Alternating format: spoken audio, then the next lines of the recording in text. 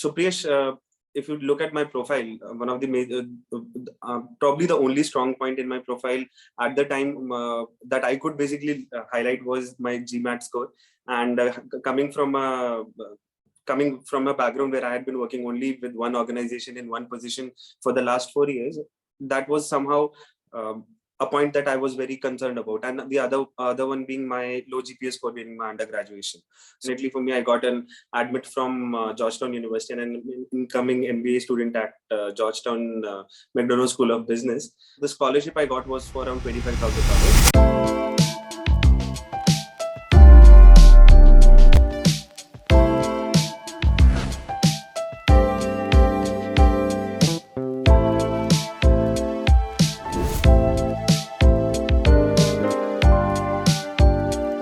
Hey Aditya, hi. Hey, hi Priyesh, how are you doing? I'm doing good. Thank you very much for joining our testimonial call. So Aditya, let's get started with getting to know you a little bit. If you can share your background and your admits to the best MBA schools that you have got into, maybe that will be a good starting point. Yeah, sure. So I come from the life sciences background, and having been working with agile and technologies for the last 4 years, I was looking for a change in my professional line, basically. So as I started my MBA journey, I was looking to apply to a few colleges, and fortunately for me, I got an admit from Georgetown University and an incoming MBA student at Georgetown McDonough School of Business.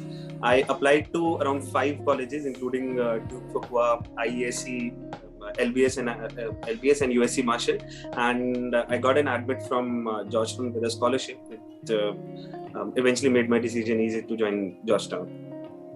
Awesome, congratulations. And how much was the scholarship? Yeah, so the scholarship I got was for around $25,000. All right, cool. And this was in round 2, right? You got it to Georgetown in round 2. Yeah, so I applied to around 4 colleges in round 1, and in round 2 I applied to Georgetown McDonough. So I got an admit there. Correct. So let's go back to the point when we started before round 1 and you started working with us. What were your concerns when you were looking for a consultant? What were your key questions?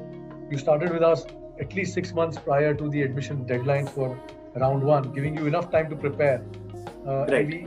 And you had a strategy for what school you were targeting, or you had a plan around your MBA as well. So walk us through the mindset of picking to work with us and then the shortlisting of programs. Right. So Priyesh, if you look at my profile, one of the major, probably the only strong point in my profile at the time that I could basically highlight was my GMAT score. And coming from a background where I had been working only with one organization in one position for the last 4 years, that was somehow a point that I was very concerned about, and the other one being my low GPA score during my undergraduation. So I think these were the things that basically started for me as concerns when I looked for pursuing an MBA. But I remember we had a first call, me and you, and during that call itself, I had a discussion with you about these things, and the kind of confidence I got from you, and the kind of the emphasis you were able to place on my strong points, or basically the points that I was not able to see, really gave me confidence about why I could start working with LilacBuds. Although I had not heard about LilacBuds, I got it from a reference, but my first conversation itself with you was quite convincing for me. And when I started my MBA journey, I think one of the things that happens with everyone is that everybody is very emotionally driven. They want to choose colleges which people have heard of, which parents, which relatives tell you about. So you want to go to Harvard, Stanford, Wharton, and then you start talking about these schools only. But again, it's about being practical, and at that time we had a very clear discussion about what would be the practical solution, or what would be the practical target for me. So although we made buckets for schools, but it was always in consideration that we're not going to go for something which is out of reach and waste our time and waste our effort into that. So that practicality and clarity of thought was very, very important in the beginning of it, because that helped me do research more and more on schools also. And I remember at the time we used to have very open discussions about how we could go about researching and how we could go about how basically you were pushing me to research about each and every school on each and every point. So you gave me many pointers to research on, and I remember we had made that Excel sheet for all those pointers. So all this stuff and all this methodology basically made it very easy for me to choose those colleges also and go about the whole process. So I think once, yeah, absolutely right. And one of the key things I think, Aditya, that works right for every applicant, in our opinion, is fitting it with the goals. Now, talk a little bit about the goals that you had earlier up, how those goals were clear or not clear earlier, and how you transitioned into the right thought process to get into an MBA application model. Yeah, you rightly mentioned I come from a sales background, so basically that opened up a few areas as I look in my professional career. Basically, I wanted to also work in consulting where I'd be able to use my interpersonal skills and the skills that I've acquired over the last 4 years. But there was also a push for me to work in marketing because coming from the sales and business development, and again, international business was also something that had come up during my discussions with my peers. But I think during our initial discussions itself, you gave me an idea about how we could go about working in consulting, and that too I worked with 2 consultants here. Krupa was also one of them. So I also had a discussion with her about these things, and she also basically gave me an idea about all the 3 domains and how basically I would fit into that. Now, when I got that picture, it basically really helped me take a decision at that point. Okay, I'm going to move ahead with consulting because that is where I feel my future lies, and it really helped to have those discussions. So those discussions help you gain the clarity you had to get in order for you to start thinking about the right B school, right? You also had this interest in sports management, and we explored USC Marshall very specifically from that aspect as well to get you that opportunity. Even IESC, if you look at it, was a balance of consulting and looking at the sports industry, soccer specifically being your passion, for you to kind of look at a career path even in that space. You can tap opportunities within the region locally as well. So, but also at the same time, you wanted to be in a certain rank profile, right? You didn't want to go, you want to be in the top 20 in the US broadly. You wanted to stick with the top 10 in the European region. So while you did a mix of US and Europe, you always stuck to the broader contours of the top 25, 30 programs in the world. Definitely. Along the way, then we started working on you got through understanding your own strengths and weaknesses, because as you said, you only had done one job, and that was mostly in a sales function and had a very small team to lead. A lot of things that would be considered very average for a profile targeting a top school. So you spent a lot more time then, of course, thinking through on the essays, how to showcase the skills you had built working in this role. So tell the audience a little bit about your role function in your organization and how you projected the leadership or the teamwork skills that you had developed over that time. I basically was working as an account manager, where I had a region and I had more than 100 accounts that I had to look after and manage, solving clients' challenges, bringing in sales, and basically was looking after the service sales business over the region also. But when you go about your daily life, you basically come across many instances and many projects which if you start counting down, you might not recall at the time. But we had that LTIM strategy that we applied to list down. I think we did around 6 stories for that, and we used that strategy where we basically jotted down a few projects that I had worked on, which would I guess highlight most of my skills like leadership, communication, whichever I felt I wanted to highlight in my profile, and we jotted down those stories. We made a full I'd say a story out of it in the LTIM format, and then once we had those things in our hand, we could basically see what part of my CV and my profile we could highlight. So say for example, there was a case where I had worked with multiple verticals of the organization. So I was able to basically highlight my teamwork skills.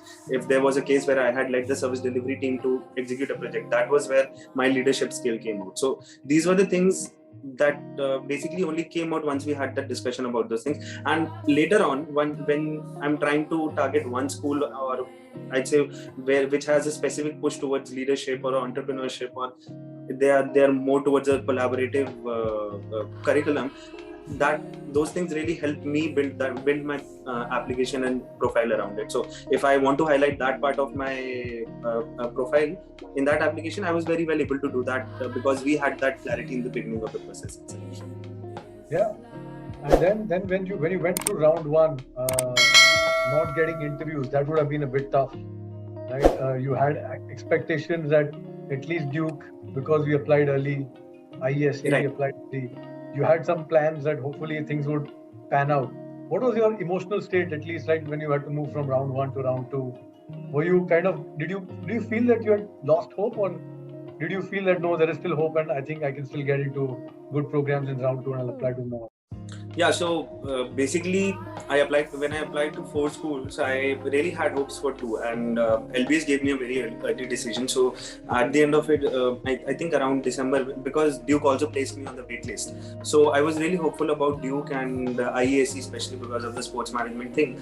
But in December, when I finally got to know from these 2 schools that I did not get a call for the interview, it was, I'd say it was very demoralizing at the time, but also at the same time, since we were preparing for the round 2 applications, it was very important for us to be focused. And I had a call with you because I was in a bit of a panic back then. I had a call with you in December where we had a discussion around what should we do further, what should we change, should we basically go about the whole process again so that we can change the approach. But I think you gave me a lot of hope, and it was your confidence that basically throughout the whole process up until the point I cleared the Georgetown interview also, I did not actually lose hope, because getting in round 2 itself, I got two calls, one from Georgetown and the other one from USC Marshall. So both of these were really as much as it was demoralizing in the month of December after round 1, it was much more encouraging when I got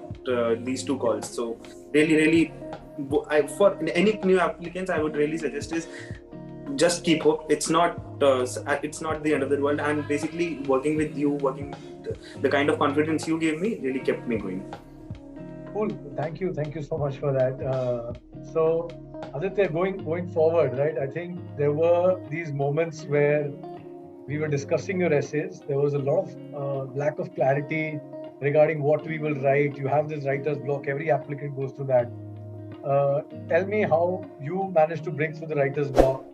What was your experience working with the mentors, the editing, and the expectation of the final outcome for every school? How things changed and got shuffled before you were ready to submit? See, when you talk about different schools, one of the different things that you'll notice is they have different requirements on the essays side and what they are looking for also. So we applied to when we applied to 4 schools, it was basically different requirements from all these 4 schools. So when we started about with our essays, I think we had multiple calls wherein we were just trying to first of all figure out whether we should be going ahead with this story or this aspect of the profile which we could highlight. And again, being from a single job background and working in one position, I had handled projects, but it was not something because of which I had gained a promotion or something. And it was very, very necessary for us to highlight what were the key points in all of those projects that we were looking to highlight. So we had multiple calls, and I had discussion with you and Krupa, both of you for I think for each and every college we were discussing, at least having 3 to 4 calls just on the essay side, because once I was writing the essay, I was uploading it for you to read, then I was getting a feedback immediately from you working on it. Then we were able to come to a final discussion, I think on the 3rd or the 4th call. And one of the things that really helped us was basically the portal, because it was very easy to work on the portal, and whenever I was ready with an essay, I was able to upload it and share it with you very easily. You were able to put your comment back and share it with me very easily. That, I think, it took a good amount of time, saved a good amount of time for us also. But during the essays process, it was one of the things that I also like to highlight is the feedback that I got. So if I have something that I want to share in my profile, it was very necessary for me to get that feedback from my mentor, whether that is fit for that program or not. So if I believe that LBS has something, or we have decided if LBS, this is going to be a good fit, that is not going to be a good fit for IESE or DU. So that kind of feedback I really got, a very open and very honest feedback from both of the mentors, and that really helped me go through with all of these essays. And I remember, I think up until round 1, we were on one frequency while uploading essays. We had jotted down a few essays during the stories also, but as and when necessary, we changed it when we went to round 2. When we went to round 2, we saw what other colleges were looking for, and say for example Georgetown, they were looking for principal leadership. So we had a completely different essay. For USC Marshall, they were looking for more like a personal statement. So we basically had to start from scratch. So that process was basically, I'd say, optimized much more, because we were having regular discussions and calls and feedback that was going on, and it really helped me go through with all of that. Super, thank you. And finally, I think you already mentioned this briefly. Applicants who are looking at top schools, one, of course, they need to keep hope up as they go between round 1 and round 2. There are various strategies, right? We discussed this strategy as well, to go aggressive or to go less aggressive. Somebody likes to have that early satisfaction that I have something already in hand. Somebody likes to be like a little more aggressive. I want to try, a more competitive program, which might be punching a little bit above my weight earlier up, so that I know how to set the bar. Irrespective of where all of this landed up, right? There is also this process between interviews and admits and decision making, and then even the post-admit support, right? Which is, what do I do with negotiating a scholarship, or what do I do with, if I have multiple admits? So we try to help applicants along the way with most of these other things. In your opinion, if you feel connecting with your mentors, streamlining that communication, what would be the few highlights of the communication that you had with the entire team around the 8-month period that you got engaged with us for applying to these schools, right? What was your key highlights in terms of ease of communication or better handling of your expectations, whatever it is, right? And how should future applicants make that decision? Because everybody comes with the expectation that I'll get so much time from my mentor, or they come with these expectations that I will get multiple edits on things, and I may not have to even write my own essays, which is not true, right? We made you write your own essays. That's what. So, what would be your words, your words of advice to somebody who's starting this journey and starting to work with a consultant like us, and trying to say that this is what you should expect along the way, and this is what I think you should be able to do by yourselves to really get that end outcome? Yeah, I think you mentioned very rightly, Krish, because initially some people had also given me an impression about, okay, once you hire a consultant, you won't have to do anything. So, and it basically doesn't work like that. I would have not been very happy if that would have been the case, honestly speaking. And right throughout, from the beginning of it, the communication, one thing that I mentioned was very open and clear, but it was also very clear about the fact that, okay, you are the one who is going to be working on your application. We are only consultants. We are here to help you out on each and every step, whether it is deciding the schools, whether it is the essays, the application, the interview, or negotiating the scholarship with the admit school, or even with the visa process. So all throughout, having a constant support really gave me that confidence to work on it. And for any applicant, one thing I think they should keep in mind is that at the end of the day, they are going to work on the profile. They are going to be the people who are going to decide on the schools. They are going to be the people who are going to write down the essays. Yes, it can be vetted down. It can be cleared out by the consultant, by the mentor. And obviously, one of the things that really helped is the feedback. At each and every point, whether I'm doing this rightly or not, feedback was the key, because then it helped me clear my mind and helped me change my mindset about that school. So that was another one. One would be communication, and the other one would be, again, feedback is on the same lines. I think apart from that, we had a very good, during the 8-month process, we had a very good specific interview prep process. I think LilacBuds has a very, very unique process wherein you have that self-preparation methodology, wherein that really helped me because I was nervous, my speech was not clear, those things were being a little problematic for me. But those were not things wherein I had to sit with you and basically clear those out. So that really, one of the things that really helped me out was working on it by myself.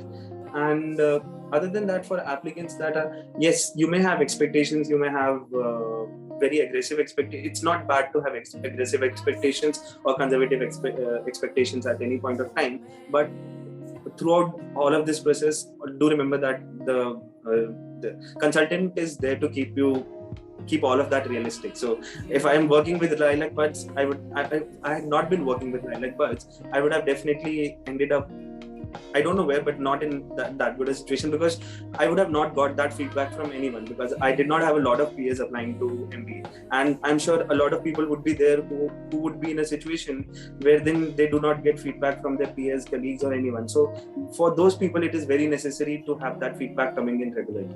So I think that's it from my side for the incoming applicants. All the best to them. Thank you. Thank you so much, Aditya, for today's testimonial. Loved having a chat with you, and of course, loved working with you on all your applications. Wishing you the best as you enter Georgetown. Lots of new people to meet, lots of fun to have, but of course, staying focused on that career path, getting to where you are. Set your heart to, enjoy that. Get that kickstart into consulting. Switch that profile the way you hope it to be, and definitely stay in touch with all of us as you move on to the new journey. Thank you once again. Thank you so much, Mesh. I think your support has been immense throughout the whole 8 months, and I think I can very well credit LilacBuds for all the support throughout. Hats off to Krupa also. She gave me a very candid and honest support and feedback at the time. And I think all of these things, by the end of the whole process, by the time I was ready for my Georgetown interview, all these things were necessary for all of the experience that I had were very necessary for me. And I think your support throughout was really helped me really helped me take this step, and really thankful to you and the whole LilacBuds team. Thank you once again.